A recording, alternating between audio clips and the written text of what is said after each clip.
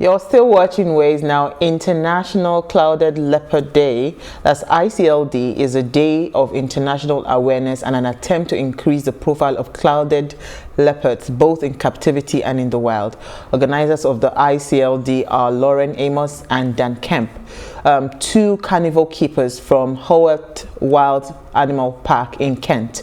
And they also work with this very shy and exclusive species on a daily basis. The objective is to raise awareness and unite conservation thinking amongst zoology, collections, charity, NGOs, businesses, and all those with an interest in one of the world's most beautiful iconic cats. Now the clouded leopard, and that's it. Oh, so pretty.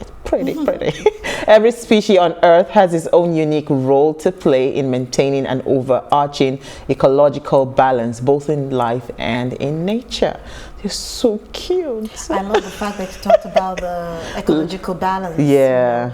It's so important because, we believe that life is a jungle, but the key thing is that everything getting work where they do.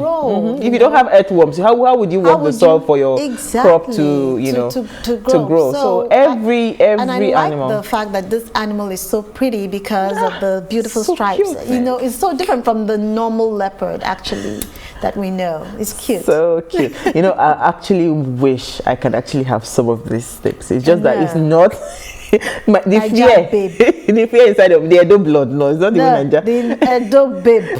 The Edo blood in me. The Edo blood in me. I actually love. There was a video I saw of an Arab who actually had a cat, and the cat was a white lion, and he told the other person who was actually filming the scene and said, "Oh, come close. You saw it, huh?" And the lion actually, roared, and immediately there was a cat. That was the end of the video. I saw it. It was interesting. I can't even try it. I can't be that close. I actually do love cats. I love cats. I'm a cat lover. So the tamed one, you mean? Any kind of cat. I'm a cat lover. So anything cat just gets me. But Nigerians now, witches and wizards.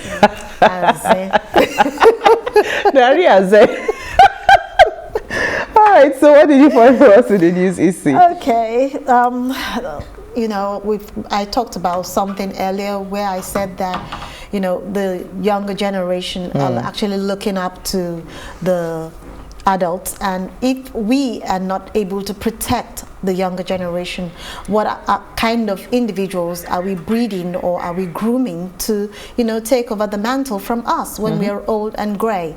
So this caption from Linda Cage's blog that says that a Bello, a 10-year-old boy from Safana local government area in Katsina state, has joined the work of Banga to chase away bush thieves. What will you do for him?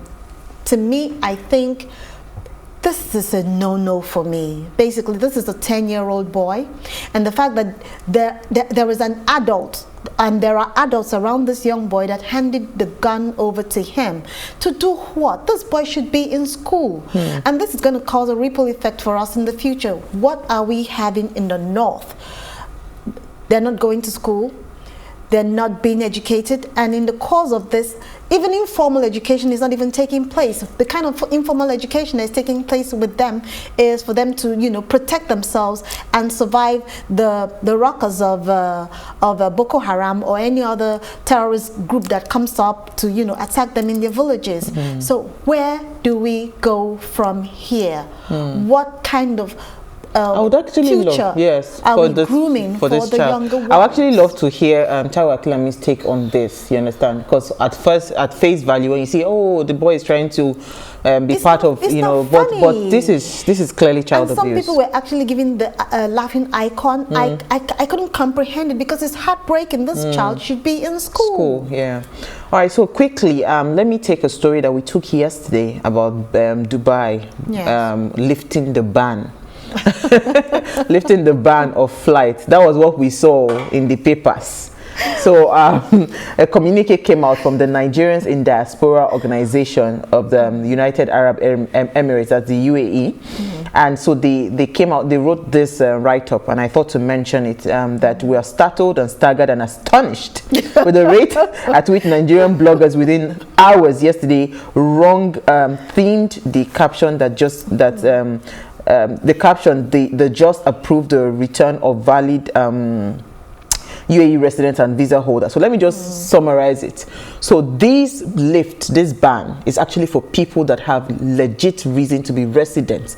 Nigerians that are legitimately working there. Yes, they have residency. Yes. So they are not coming under tourist visas. So anybody that goes near the airport with a tourist visa, they will bounce you back. So because we took the story yesterday, it was important that we correct that, that narrative. So it's actually for people that are resident, that they have genuine reasons. They're working in Dubai and in the UAE rather. Exactly. So all of those people are the ones that have been approved. You know, some of them have not been able to go back because of restrictions. They've not also been able to come in and out of the country because of the restrictions. They work legit there in the UAE. It actually affected my brother-in-law, who is supposed to come in. So he said because of the ban, he can come in. So maybe with this, there's a possibility that he'll be able to. Yeah, then the other story I had actually for us today was I saw this quite troubling as well, because for me, we're talking about children here.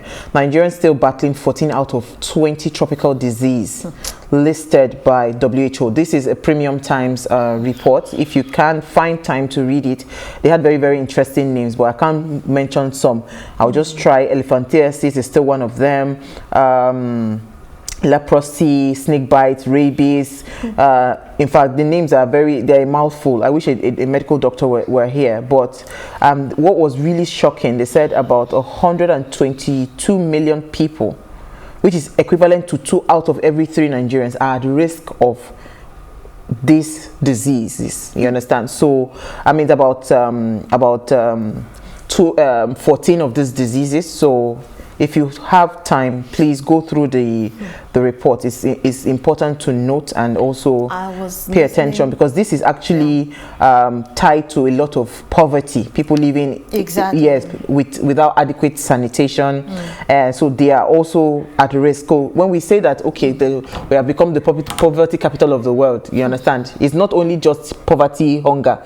There's also, we're at risk of high infections, diseases, and all of that. So death again would increase and all of that. So it is worthy of note, and we are hoping that the Ministry of Health is really on top of the matter. Yes. Okay, I was going to say that, you know, COVID is real. We all know it's real, though some people still believe that it's not real.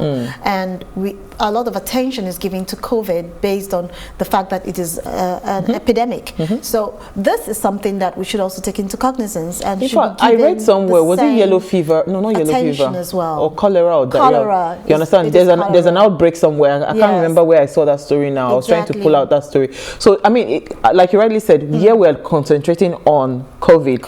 But we have, I mean, there's river blindness. So we have so many a lot of that this, are not even being given that, and they are killing more people than COVID to COVID. Yeah. So it's very important that the Ministry of Health, you know, takes up this and try to find a way to reduce the numbers. All right, so we're going to go on a quick break now. When we return from the break, we'll be discussing how to handle child crime. Stay with us, we'll be right back.